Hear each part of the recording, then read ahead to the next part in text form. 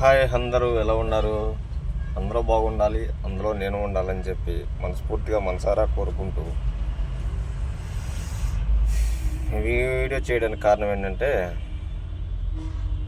అదే మొన్న మనకి గిఫ్ట్ వచ్చింది కదా, ఆ గిఫ్ట్ గురించి మళ్ళీ ఇంకో వీడియో చేయాలనిపించింది నాకు. నిద్ర పట్టగా ఉచితార్థంగా ఆ ఉన్న టన్నేజీకి రాసిన కేసుకి దానికి సంబంధం లేకుండా కేసు రాశారు. ఏం చేయలేని పొజిషను. అలాగే చెన్నై, తమిళనాడు సీఎం గారు ఎంకే స్టాలిన్ గారు మన రౌడీల్ని, పోలీసు రౌడీల్ని వీళ్ళని రోడ్ల మీద వదిలేశారు. జీతాలు ఇవ్వట్లేదు అనుకుంటాం. మీరు రోడ్ల మీద వదిలేశారు. జాగ్రత్తగా వాళ్ళని కాపాడుకుంటే బెటర్ అని చెప్పి నేను అనుకుంటున్నా. ఎంకే స్టాలిన్ గారు దీనిపైన స్పందించి ఇప్పటికైనా మీ వాళ్ళకి మీరు సరిచెప్పుకొని ఏపీ బండి వస్తే చాలు, ఏపీ బండి వస్తే అయిపోయాయి. ఆడు అసలు ఎవడు చెప్పుకోవాలి, ఎవరికి ఏం చెప్పుకోవాలనేది అర్థం కాని పొజిషన్లో డ్రైవర్లు అతలం అవుతూ ఉన్నారు. మరి ఎంకే స్టాలిన్ గారు ఏం చేస్తున్నారు, ఈ పరిపాలన అనేది ఎలా చేస్తున్నారు, ఏం చేస్తున్నారు అనేది అర్థం కావట్లా. నాకున్న టన్నేజ్ అంతా, నేను వేసిన టన్నేజ్ అంతా దాంట్లో నువ్వు రాయాల్సి పోనీ ఓకే, మోటార్ ఫీల్డ్ చట్టం ప్రకారంగానే నీకు అంత కేసు రాయమని చెప్పి మోటార్ ఫీల్డ్ చట్టం ఏమైనా చెప్పిందా? లేదంటే ఏఆర్టీఓ చెప్పారు మీకు? లేదంటే ఏఆర్టీఓకి మీరు ఆదేశాలు ఇచ్చారు అట్లా రాయమని? ఏందనేది నాకు ఇప్పటికీ క్వశ్చన్ మార్కే, నాకు అర్థం కాని విషయమే అది.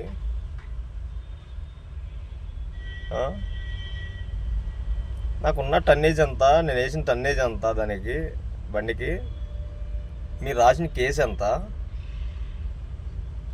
సార్ ఓకే, నేను కాదంటలా, ఓకే టన్నేజ్ వచ్చింది కాబట్టి చట్ట ప్రకారంగా రాయండి. దానికాడ చట్టాన్ని ఉల్లంఘించి, మరి నేను చట్టాన్ని ఉల్లంఘించి చేశాను అంటున్నారు, బాగానే ఉంది, ఓకే నా తప్పే.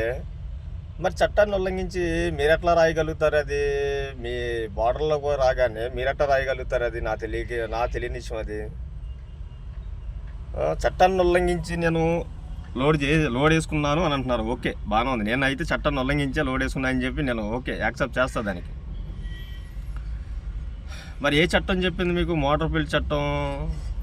చట్టాన్ని ఉల్లంఘించి మీరెలా రాయమని చెప్పి మీకు ఏమన్నా చట్టాలు ఏమన్నా చెప్పినాయా?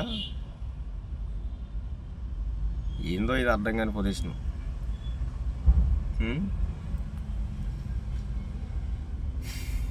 ఈ తమిళనాడులోకి చెన్నై బార్డర్లోకి ఎంటర్ అవుతువే, చెన్నై బార్డర్లో ఎంటర్ అయిన కాంచి అది ఇంకోటి ఏంటంటే ఇష్యూ, డబ్బులు 350 తీసుకోవాల్సినవి 1100 తీసుకున్నాడని చెప్పి 1100 ఎందుకు తీసుకుంటున్నారు?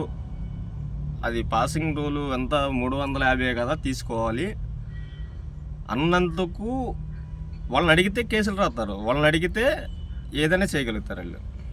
అది ఇప్పుడు అది అడిగినందుకే కదా కేసు రాసింది 26,000 రూపాయలు.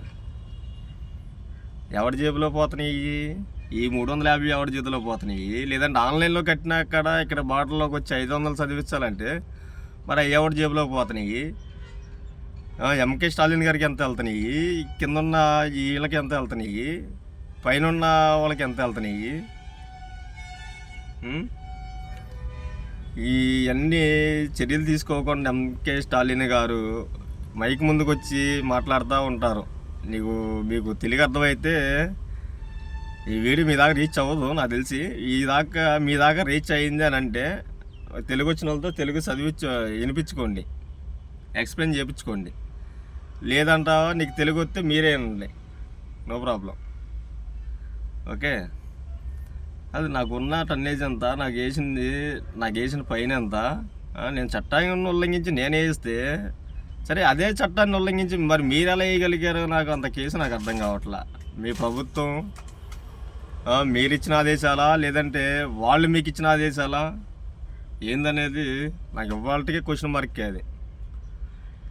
అసలు దీని మీద ఎంతమంది బతుకుతున్నారు? ఈ బండి మీద ఒక ఓనర్ బతుకుతాడు, ఒక డ్రైవర్ బతుకుతాడు.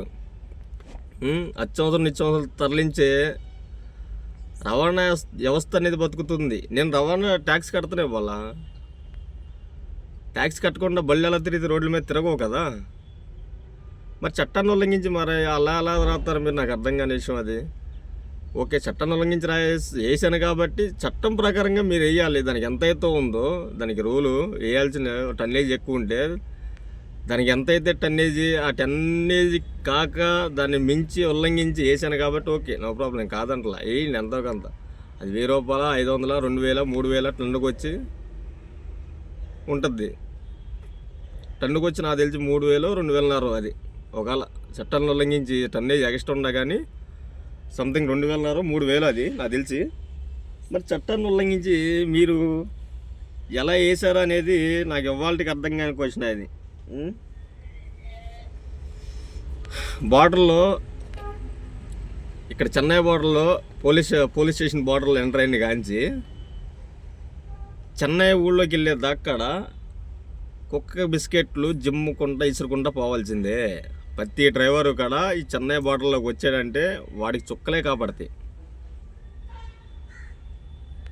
అయినా ఎవడికి చెప్పుకోలేని పొజిషను, ఎవడికి చెప్పుకున్న తీరని పొజిషన్ అది, తీరని బాధ అది. ఎవరు చెప్పుకున్నా తీరని బాధ అది. చెప్పుకోలేరు. ఎవరు చెప్పుకుంటారు? ఎవరు చెప్పుకోలేరు. ఎవరు చెప్పినా కానీ తీరని బాధ అది. ఇంకా హస్బెండ్ అప్పుడు బాధ తీరని కాడికి ఇంకా చెప్పుకోవడం దేనికి? చెప్పుకోరు. నేనంటే ఏదో ఉండలేక వీడియోలు పెడతాను కానీ కొంతమంది అయితే బయటికి రారు, చెప్పరు, చెప్పుకోరు కాడ. 26,000 రూపాయలు ఈ బండికి ఇస్తే వెళ్ళాలి. దానికి టోల్ గేట్లు ఏంటి, ఆయిల్ ఏంటి, డ్రైవర్ జీతం ఏంటి, ఓనర్ బతకాల్సింది ఏంటి, దీనికి కట్టాల్సిన కిస్తీ ఏంటి? 26,000 రూపాయలు మీరు ఈ బండి మీద. నాకు వచ్చిన కిరాయి 10,000 అయితే ఈ బండి మీద వేసింది 26,000 రూపాయలు. అంటే నేను మళ్ళీ 10,000లో కూడా డీజిలు, టోల్ గేట్లు, మీకు మీ ప్రభుత్వానికి మరి ఇసురుకుంటూ వెళ్ళాల్సిన బిస్కెట్లు, కుక్క బిస్కెట్లు ఉన్నాయి కదా, మరి అవి కూడా జమ వేసుకోవాలి కదా దాంట్లో. ఇవన్నీ తీస్తే బండికి మిగిలేదంతా నేను వేసిన టన్నేజ్ అంతా మీరు వేసిన దానికి, మీరు చట్టాన్ని ఉల్లంఘించి వేసింది మీరు ఫైన్ ఎంత వేసారు దానికి? 26,000 వేసారు దానికి. అంటే నేనేంటి 350 తీసుకోవాల్సింది, సరే 1100 తీసుకున్నారు కదా, మరి దీని మీద అమౌంట్ వేయట్లేదు ఎందుకు అని అడిగినందుకు 26,000 రూపాయలు ఫైన్ వేశారు. అంటే అమౌంట్ అడిగినందుకు 26,000 రూపాయలు ఫైన్ వేశారంటే ఈ డబ్బులన్నీ ఎక్కడ పోతున్నాయి మరి? రాష్ట్ర ప్రభుత్వానికి, ఈ తెలంగాణ రాష్ట్ర ప్రభుత్వానికి వెళ్తున్నాయి. ఎంకే స్టాలిన్ గారికి ఎంత వెళ్తున్నాయి? వాళ్ళ కింద ఉన్న అధికారులకి ఎంత వెళ్తున్నాయి? ఎన్ని బళ్ళ మీద లాగితే ఎంత వెళ్ళగలుగుతాయి ఇటు నుంచి?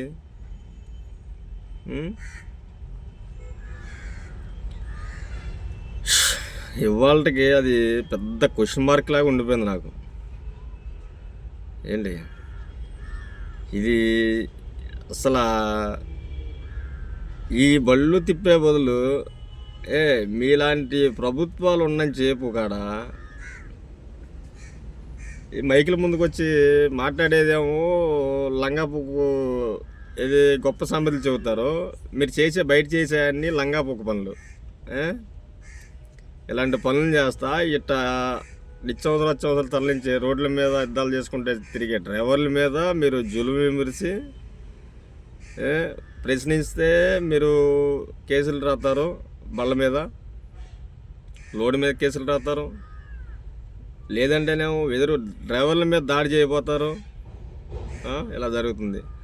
మరి ఎంకే స్టాలిన్ గారికి కళ్ళు మూసిపోయినాయా, కళ్ళు తెరుచుకుని ఉన్నాయా, లేకుంటే గుడ్డోడికి వీళ్ళు ఓట్లు వేసి ఎంకే స్టాలిన్ గారిని గెలిపించారనేది నాకు అర్థం కావట్లా.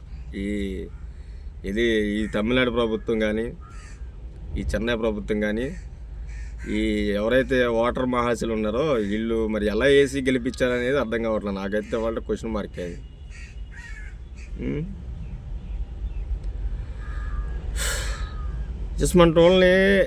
ఇస్మంటోళ్ళు గద్దెలో ఉండగా నాలాంటి సామాన్యమైన ప్రజలు ఎలా బతుకుతున్నారు అనేది నాకు అర్థం కాని విషయమే. మీరు చేసే ఉన్న పోనీ గొప్ప పనులా అని అంటే మీరు చేసిన గొప్ప ఎక్కడ కాపాడుతలా. మరి బాధ్యత గల ఆర్టీఓలు, బాధ్యత గల పోలీసు వాళ్ళు అయితే మరి ఆ రోడ్లు ఎందుకు అలా ఉన్నాయి? రోడ్ల గురించి ఎవడో పట్టించుకుంటున్నారు దేనికి? మరి ఎంకే స్టాలిన్ గారు కానీ, లేదంటే కింద ప్రభుత్వాలు కానీ, కింద నాయకులు కానీ, కింద అధికారులు కానీ ఎవరు పట్టించుకోవట్లేదు. మరి ఈ రోడ్లు ఎలా ఉన్నాయి? అద్దానం లాగా ఉన్నాయి రోడ్లు. చూడండి ఒకసారి, మీకు కళ్ళు కాపాడుతుందో లేదో. మీరు ఏసీ రూమ్లో పడుకుని మీరు బయట రాకుండా మీరు ఈ రోల్స్ రాయస్, బిఎండబ్ల్యూలు, బెంజిల్లో వెళ్తే మీకు ఎడ వెళ్తే తెలియదు కదా. బయటకు వచ్చి ఫార్చునర్లో ఆటలో తిరిగితే తెలియదు మీకు, ఆ గోతులు కూడా తెలియదు కదా. అంతే తెలుస్తున్నట్లేదు పాపం. కళ్ళు మూసిపోయినట్టుంది ఎంకే స్టాలిన్ గారికి కానీ, లేదంటే ఆ కింద స్థాయిలో ఉన్న ఈ ఎవరైతే అధికారులు ఉన్నారో అధికారులకు కూడా ఈ రవాణా శాఖ మంత్రి ఎవరైతే ఉన్నారో ఆయన కాడ వీటి మీద దృష్టి పెట్టి ఇవాళకైనా ఇది ఏదైతే చట్టాన్ని ఉల్లంఘించి మనోళ్ళు బిహేవియర్ చేస్తున్నారో ఆ చట్టాన్ని ఉల్లంఘించే బిహేవియర్ వ్యాపారం అనేది తగ్గించుకుంటే బాగుంటుంది అన్నది నా ఉద్దేశం, నా అభిప్రాయం. అది ఈ చెన్నై బార్డర్లోకి ఈ డ్రైవర్ అనేవాడు ఈ చెన్నై బార్డర్, ఆ బార్డర్ దాటి మన ఆంధ్ర బార్డర్ దాటి చెన్నై బార్డర్లో రాకపోతే అత్యవసరాలు ఎలా తరలిస్తారు? ఎలా తింటారు? ఈ చెన్నై జనాభా ఎలా తింటారు? స్టాలిన్ గారు ఎలా తింటాడు? కింద ప్రభుత్వాలు ఎలా తింటాయి? మీరు వేసుకునే చెప్పులు కాంచి, మీరు వేసుకునే బట్ట కాంచి, మీరు కొట్టుకునే సెంటు కాంచి, మీరు పూసుకునే పౌడర్ కాంచి, మీరు వేసుకునే లిప్టిక్ కాంచి, ఇవన్నీ ఎట్టా ఇప్పుడు ఇంత అధ్వానంగా డ్రైవర్లు ఇబ్బంది పెడతా ఉంటే మరి ఇవన్నీ ఎలా తరలిస్తారు అనుకుంటున్నారు? మీరు ఇంత ఇదిగా బిహేవియర్ చేసి ఇంత ఇదిగా మీరు డ్రైవర్ని ఇచ్చేస్తూ ఉంటే కొంచెం చెప్పండి. పోనీ ఆంధ్ర బండి ఏపీలోకి రావడం, ఆంధ్ర బండి ఇటు చెన్నైలోకి రావద్దు, తమిళనాడు రావద్దు అని అంటే కొన్ని అట్టనే మానేస్తారు. అంతేగాని వచ్చిన డ్రైవర్ల మీద మీరు జులుము విమర్శిస్తూ ఉంటే ఇప్పుడు ఇటు నుంచి వెళ్తే 10 పైసలు కూడా మిగిలేదు ఎట్లా నాకు ఈ బండి ఇటు నుంచి ఆంధ్రాలో ఈ తమిళనాడులోంచి బండి ఆంధ్రాలోకి వెళ్తే 10 రూపాయలు కూడా మిగిలేదట్టు కాపాడుతున్నా. మరి ఏ రకంగా బళ్ళు తిప్పాలి అంటే మీ చెన్నైకి లోడ్ వేసుకుని వచ్చి మీ ప్రజలకి, పేద ప్రజలకి మీకు అందజేస్తున్నందుకు నాకు ఈ బహుమానం ఇచ్చారా నాకు, లేకుంటే ఏంటనేది నాకు అర్థం కాని విషయమే. పోనీ ఏదైనా ఉంటే చెప్పండి, పోనీ ఏదైనా ఉంటే చెబితే పోనీ అటు మా ఆంధ్రాలోనూ, ఆ ఒరిస్సాలోనూ, కర్ణాటకలోనూ, మహారాష్ట్రలోనూ అటు తిరిగితే కానీ ఇటు రావద్దంటే చెప్పండి. పోనీ బళ్ళు ఆపేసుకుంటారు. ఎందుకు ఇంత ఇబ్బంది పెట్టకూడదు కదా డ్రైవర్లను. మీరు డ్రైవర్లను ఇబ్బంది పెట్టి డ్రైవర్ల మీద బలోపేతం చూపించి తమిళనాడు బార్డర్ ఎంటర్ అయిన కాంచి మార్కెట్లోకి వెళ్ళేదాకా కనీసం 150 అంటే 150 మంది పోలీసు వాళ్ళు, 150 అంటే 150 మంది ఎవరో ఈ కానిస్టేబుల్, ఎస్ఐలు, వీళ్ళందరికీ మరి ఉద్యోగాలు ఇచ్చారో, మరి శాలరీలు ఇస్తున్నారో, శాలరీలు ఇవ్వక రోడ్ల మీద పడుతున్నారో నాకైతే అర్థం కాని విషయమే. మరి స్టాలిన్ గారు అనే వ్యక్తి మరి జీతాలు ఇస్తున్నాడా, లేకుంటే ఈ కాడ ఆయన పాకెట్ మనీ లాగా పాకెట్లో పోతున్నాయి అనేది నాకు ఎవరికి అర్థం కాని విషయమే. మరి ఇంత ఇదిగా విడిగా రోడ్ల మీద పడతా ఉంటే ఎంకే స్టాలిన్ గారు ఏం చేస్తున్నాడు? నిద్రపోతున్నాడా? లేదంటే ఇక్కడ ఉన్న రవాణా శాఖ మంత్రి ఆయన ఏం చేస్తున్నాడో నాకు అర్థం కావట్లా.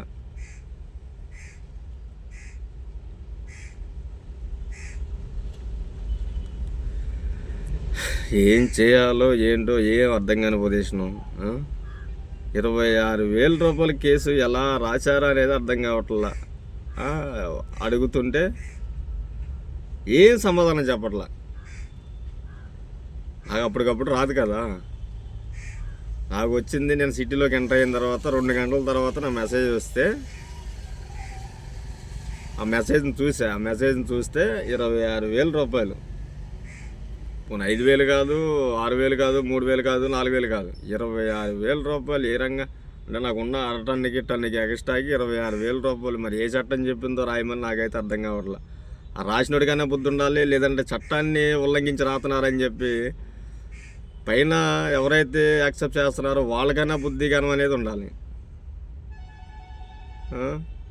అదేమంటే మేము ఏవి వాళ్ళకి డబ్బులు ఇచ్చి మళ్ళీ వదిలి ఎదురు వాళ్ళతో మాటలు అనిపించుకుని ఈ కేసులు రాపించుకుని మేము గమ్మున వచ్చేయాలి. డ్రైవర్ అనేవాడు ఏం మాట్లాడకూడదు, గమ్మున వచ్చేయాలి. ఎదురు మాట్లాడితే ఇలాగే కేసులు రాస్తారు బళ్ళ మీద. ఈ చట్టాలు, ఈ ప్రభుత్వాలు, ఈ మనుషులు మానవత్వంలోనే బతుకుతున్నారా, లేకుంటే మనుషులమయంగానే బతుకుతున్నారా, మానవత్వం ఉందా లేదా అనేది నాకు అర్థం కాని విషయం. అది కాకపోతే కొద్దిగా సిగ్గుండాలి, రాసేవాడికన్నా సిగ్గుండాలి, లేదంటేనేమో పైన ఎవరైతే యాక్సెప్ట్ చేస్తున్నారో వాళ్ళకన్నా సిగ్గుండాలి. ఈ బండి మీద ఇంత కేసు రాశారు కదా, దేనికి రాశారు అని చెప్పి వాళ్ళని అడగాలి. అది చేసిన నేరం ఏంటి, అది చేసిన తప్పు ఏంటి అని చెప్పి వాళ్ళని అడగాలి. ప్రభుత్వాలకే వెళ్తాయి. ప్రభుత్వానికైనా ఈ బండి మీద ఇంత కేసు రాశారు దేనికి అని చెప్పి క్వశ్చన్ చేయాలిగా. క్వశ్చన్ చేయాల. దాంట్లో మర్చిపోయాను, మళ్ళీ ఏదో మెన్షన్ చేశారు. ఏది నాకు ఇచ్చిన కేసులో ఏదో మెన్షన్ చేశారు. ఏది నేనంట ఏదో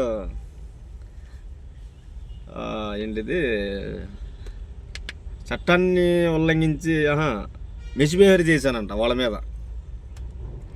మరి వాళ్ళ మీద దాడులు చేసి వాళ్ళని పొడిచి ఒక్కొక్కరిని పొడుచుకుంటూ వస్తే అప్పుడు నాకు కేసు రాశారు. అది సిగ్గుండాలి ఒకటికన్నా, రాసిన నా కొడుకు సిగ్గుండాలి. నేను మిస్బిహేవ్ చేశానంట వాడి మీద. ఓ పక్కన మీరు రాసిన కేసులకే మొన్నటి నుంచి నాకు నిద్ర పట్టకపోతే అదేమన్నా నేను మిస్బిహేవ్ చేశానని చెప్పి దాంట్లో మెన్షన్ చేశారంట. ఈ మిస్బిహేవింగ్ దేనికి చేశారు ఏంటి అని చెప్పి పైనోడన్నా యాక్సెప్ట్ చేసేవాళ్ళైనా వాళ్ళన్నా చెప్పాలి. ఏం జరిగింది ఏంటి, దీని మీద ఇంత కేసు రాశారు దేనికని చెప్పి వాళ్ళన్నా క్వశ్చన్ చేయాలి, వాళ్ళన్నా అడగాలి. మరి ఏం జరుగుతుందో చూద్దాం. కేసు ఇది ఏమవుద్ది అనేది చూడాలి. చూద్దాం. వచ్చే డ్రైవర్లు కూడా కొద్దిగా జాగ్రత్తగా రండి. టన్నేజ్ తీసుకొచ్చినా చూసుకొని జాగ్రత్తగా రండి. అలా అని చెప్పి బాగా ఓవర్ టన్నేజ్ కూడా తోలం బాగండి. బాగా ఓవర్ టన్నేజ్ తోలినాక మన ప్రాణాలకి నొప్పది.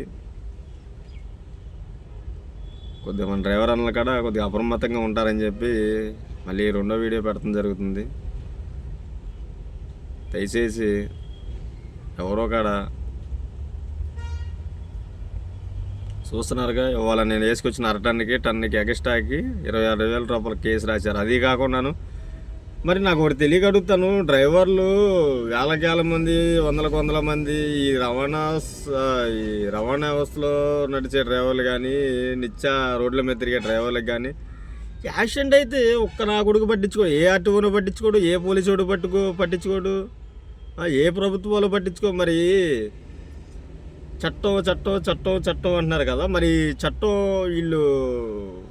వీళ్ళకి ఏం చెప్పలేదా? ఒకవేళ యాక్సిడెంట్ అయితే ఇట్లాగా వీళ్ళకి ఈ సౌకర్యం కల్పించాలి, లేదంటేనేమో ఇట్లా అని చెప్పి ఏం చెప్పలేదు వీళ్ళకి. ఓన్లీ కేసులు రాయండి అని చెప్పి చెప్పినట్టున్నారు. ఇక ఇదే ఫాలో అవుతున్నారు వీళ్ళు. అంతేగాని కోట్ల మంది సంవత్సరానికి వచ్చి 300 మంది జనాభా డ్రైవర్లు యాక్సిడెంట్ల పరంగా కానీ, లేదంటే ఏదన్నా కానీ వీళ్ళు దాడి చేసిన దాని మీద కానీ, యాక్సిడెంట్ల పరంగా కానీ, లేదంటే నేను ఏదింపులకి పోలీసు వాళ్ళు ఏదింపులకి, ఆర్టీ వాళ్ళు ఏదింపులకి,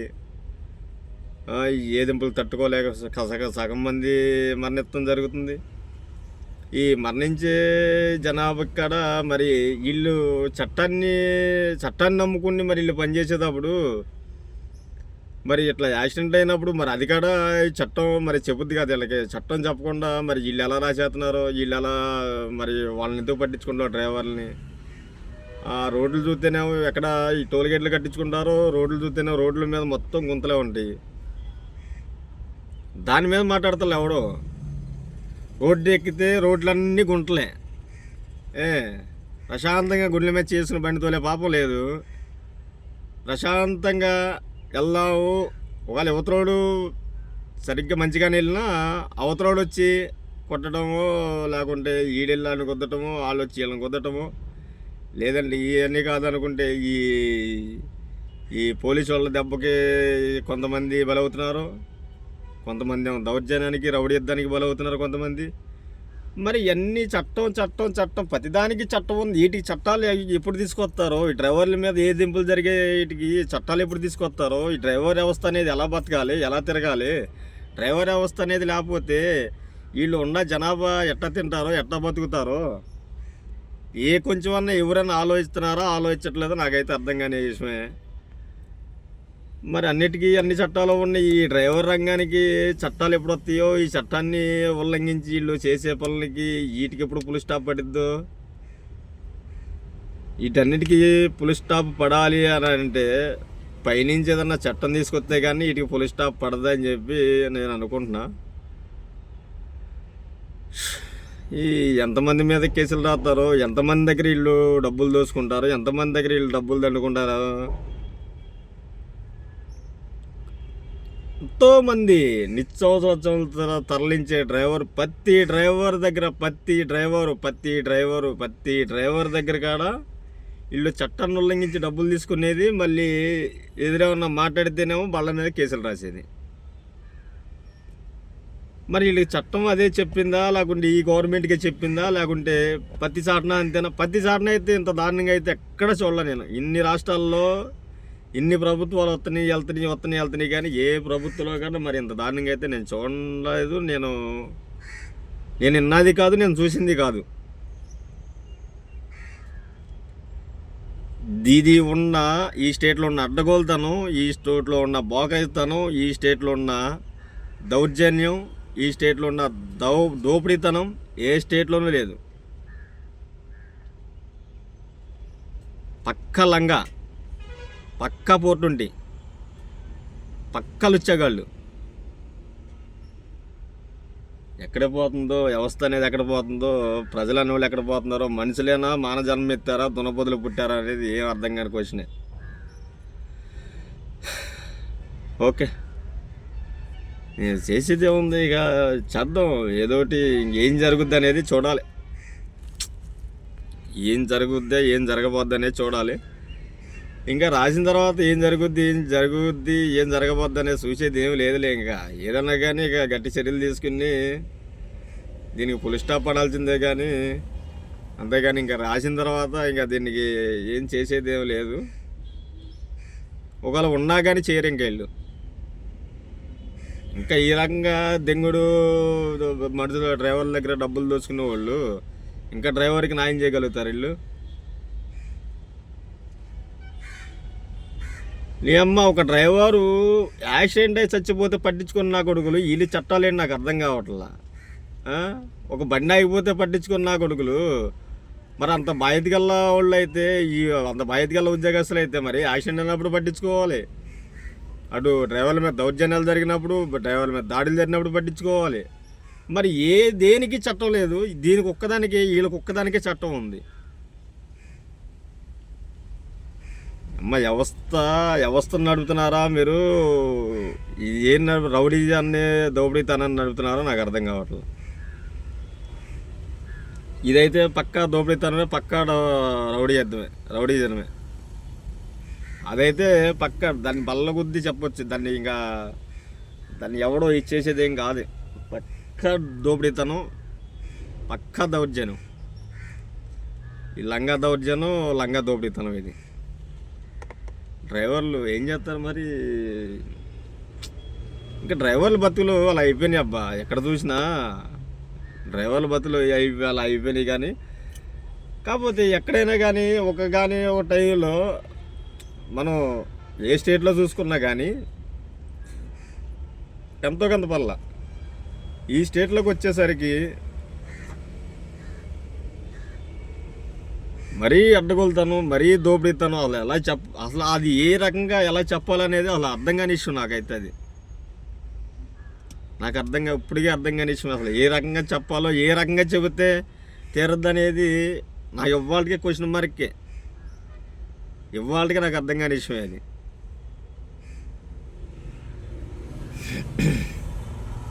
ఇంకా ఎన్ని మొత్తుకున్నా ఏం చేసినా ఏమి లేదు. ఇంకా ఆవిడ కనీసం అడుగుతుంటే సమాధానం కట్ట. నేను వేసిన టన్నేజ్ ఎంత, నువ్వు రాసింది ఇదెంత రా బాబు అని అడుగుతుంటే కనీసం సమాధానం కూడా చెప్పట్లా. ఎందుకు రాసావు, ఎట్లా రాస్తావు, ఎట్లాగా అని చెప్పి అడుగుతుంటే సమాధానం కూడా చెప్పట్లా. ఆడికి తెలుగు రానట్టు నటిస్తున్నాడు. నిన్న తెలుగులో మాట్లాడినట్టే వాళ్ళ తెలుగు రాదన్నట్టుగా నటిస్తున్నాడు.